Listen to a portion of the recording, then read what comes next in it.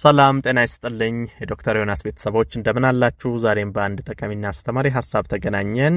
ዛሬ እስቲ ስለ ሆድ ድርቀት ልንገራችሁ። ከሆድ ድርቀት ጋር ተያይዞ በተለይ የምትጠይቁኝ ጥያቄዎች አሉ። ሰብሰብ አድርጌ እስቲ የሆድ ድርቀትን በተለይ ብዙዎቻችሁ ላይ ማየው ይሄ ቅድመ ጥንቃቄ ላይ ነው። ብዙዎቻችሁ ከፍተኛ የሆድ ድርቀት ከተፈጠረባችሁ በኋላ ነው የሆድ ድርቀት አለብኝ በምን ላጥፋ፣ የሆድ ድርቀት አስቸገረኝ እንደዚህ እያላችሁ የምትጠይቁኝ። ነገር ግን በተለይ መሰረታዊው ነገር የሆድ ድርቀት እንዳይፈጠርባችሁ ማድረግ ያሉባችሁ ነገሮች አሉ። ምንድናቸው? አሁን የሆድ ድርቀት በተደጋጋሚ እንዲፈጠር የሚያደርግባችሁ ነገር ምንድነው?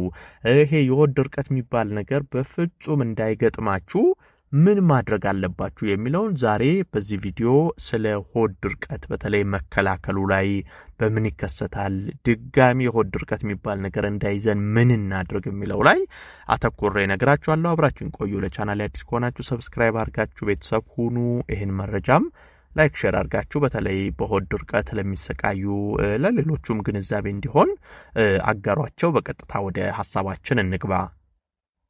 ስለ ሆድ ድርቀት ስናወራ አንደኛውና ዋነኛው ሰውነት ላይ ሆድ ድርቀትም የሰውነት ድርቀትም እንዲፈጠር የሚያደርገው በቂ ውሃ አለመጠጣት ነው። ይሄ በቀጥታ ይያያዛል። አሁን ትኩረታችን ሆድ ድርቀት ላይ ብቻ ስለሆነ ነው እንጂ በቂ ውሃ አለመጠጣት ሰውነት ላይ በጣም በርካታ ጉዳቶችን ያመጣል። ይሄ የሆድ ድርቀት አንደኛው ነው ማለት ነው። በተለይ ሆድ ድርቀት ያለባችሁ ሰዎች እስቲ ራሳችሁን በደንብ አስተውሉ። በቀን ውስጥ ምን ያህል ውሃ ትጠጣላችሁ? ይሄ ምን ያህል ውሃ መጠጣት አለባችሁ የሚለው ከምታደርጉት እንቅስቃሴ ጋር የሚወሰን ነው። አሁን ቁጭ ብሎ የሚውል ሰውም በጣም ስፖርት ሲሰራ ሲለፋ ሲንቀሳቀስ የሚውል ሰውም እኩል ውሃ ይጠጣል ማለት አይደለም። ይሄን ከዚህም በፊት ነግሬያችኋለሁ። ቁጭ ብላችሁ የምትውሉ ይሄን ያህል ወይ የቢሮ ስራ ይሄን ያህል የሚያደክም ነገር የማትሰሩ አካላችሁ ብዙ ማይንቀሳቀስ ሰዎች ከ1.5 እስከ 2 ሊትር ውሃ በቀን ብትጠጡ ጥሩ ነው፣ በቂ ነው።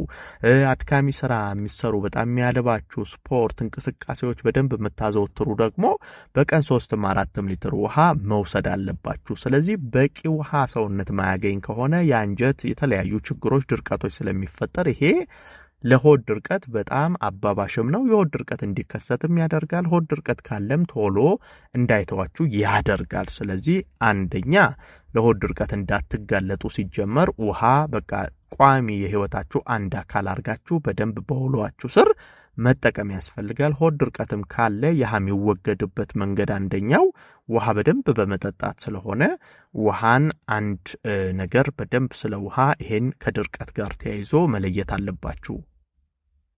ሌላኛው በፋይበር የበለጸጉ ምግቦችን አለመመገብ ለሆድ ድርቀት ያጋልጣል። መመገብ ደግሞ ከሆድ ድርቀት ይገላግላል ማለት ነው። ስለዚህ ፋይበር ከዚህ በፊትም ነግሬያችኋለሁ። አንጀታችን ውስጥ ላሉ ለምግብ መፈጨት ስርዓት በጣም ጠቃሚ የሆኑ ባክቴሪያዎች ትልቁ ምግባቸው ፋይበር ነው። በፋይበር የበለጸጉ ምግቦችን ስትመገቡ ይሄ አንጀታችሁ በጣም ጤናማ ይሆናል፣ ለስላሳ ይሆናል፣ መጥፎ ባክቴሪያዎች እየቀነሱ ይሄዳሉ፣ የምግብ መፈጨት ስርዓታችሁ የተስተካከለ ይሆናል። ብዙ ጊዜ አሁን የፋይበር እጥረት ሲኖርባችሁ የምግብ መፈጨት ስርዓታችሁ ይስተጓጎልና ይሄ ሆድ መንፋት፣ ትንሽ ምግብ ስትመገቡ ቶሎ የመዝጋት፣ የመክበድ፣ አልፈጨ ማለት፣ አየር ጋዝ ማስቸገር እንዲህ አይነት ነገሮች ይኖራሉ። ስለዚህ ሆድ ድርቀትም ከዚህ ጋር ይያያዛል። እነዚህ አንጀት ውስጥ ያሉ ጤናማ ባክቴሪያዎች እየቀነሱ ሲሄዱ ፋይበር አመጋገባችሁ ስር ማታካትቱ ከሆነ ብዙ የፋይበር ውጤቶችን ማትወስዱ የፋይበር እጥረት ሰውነት ላይ የሚኖር ከሆነ ተያይዞ በከፍተኛ ሁኔታ ሆድ ድርቀት ይከሰታል። ስለዚህ የፋይበር ይዘት ያላቸው ምግቦችን እየተመገባችሁ ይሄ የሆድ ድርቀትንም ማስወገድ ለአንጀታችሁም ጤንነት መጠበቅ ያስፈልጋል። ፋይበርን ከአትክልቶች በተለይ በደንብ ማግኘት ትችላላችሁ።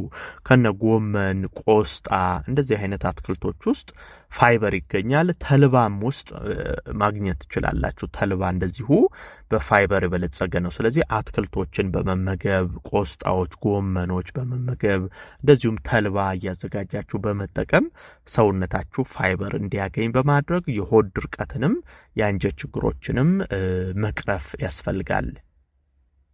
ሌላው ደግሞ ድርቀት የሚያመጡ ምግቦችን መቀነስ። በነገራችን ላይ ድርቀት የሚያመጡ ምግቦች አሉ።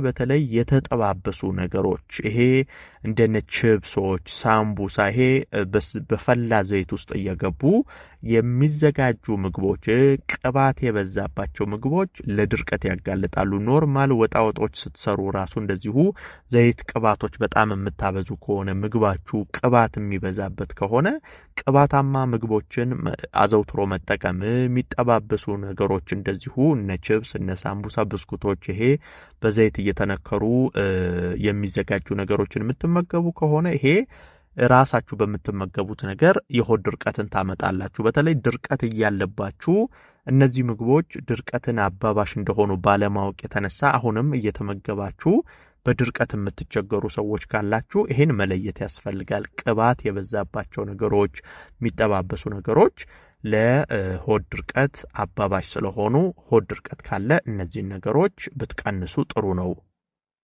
ሌላው ደግሞ የሰውነት ክብደትን ማስተካከል፣ የአካል ብቃት እንቅስቃሴ ማድረግ። ይሄ በነገራችን ላይ ሆድ ድርቀት አሁን ብዙ ጊዜ ቁጭ የሚሉ ሰዎች ላይ በከፍተኛ ሁኔታ ይስተዋላል።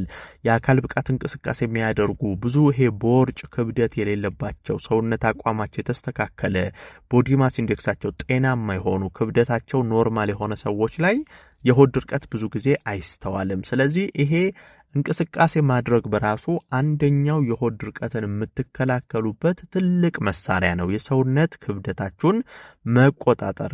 ክብደታችሁ ከፍ ያለ ከሆነ ቦርጭ፣ አላስፈላጊ ስብ፣ መጥፎ ኮሌስትሮል ሰውነት ላይ እንዲህ አይነት ነገሮች ካሉ በደንብ ስፖርት በመስራት አመጋገብን በማስተካከል ሰውነት ክብደታችሁን መቀነስ፣ ማስተካከል፣ መቆጣጠርና እንቅስቃሴ በደንብ ማድረግ ይሄ ድርቀትንም ለማጥፋት ለጤናችሁም በጣም ጥሩ ነው።